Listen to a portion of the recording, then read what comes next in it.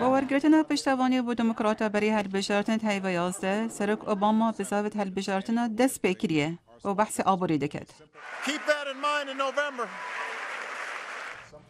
شارزای سیاسی دبیشن سروکی پیتیوی پنده هیا که برای خلکی بگهارد جت بینت ویوی دو ماهی دابون لسر پیش نیازه که با آوا کردن مزگفته که لنیزی که جه هرش تروری 11 سپتامبره.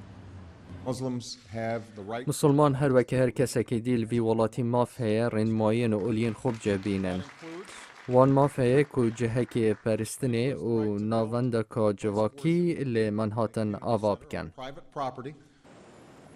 تبینید سروکی باروک سیاسی دست بکر لدیو راوگرتنا که کانال CNN نیزی که هفته لساتش امریکیان دشی آوا کردن مزگفتینه هرچند کار بدست باشر نیویورک او پروژه در باز کریه. کماری رخنه سرک اوباما گرتی ود بیشن او ج امریکا و قطیایه. اندام دموکرات لکنگرس هرریت دشی و پیش نیازه. اشکرا که تیوی آموزگفت لی جهه که دی بیت آوا کرن. تشتی سرکی دوی مسئله دا گوهران کاریه که دستور امریکیه که آزادی اولی مسوگر دکت. لی با امریکا باید تشتکی هستیارش برکو به مال ویرانی 11 سپتامبر و هاتیه گریدان. جان فرینا هیوکه پشتی هرشا تروره که تیبک دسر بیرو باورت اولی نویسی دبیشت تیبین سروکی با هندنه دا گرنگی آزادی اولی دیار بکد.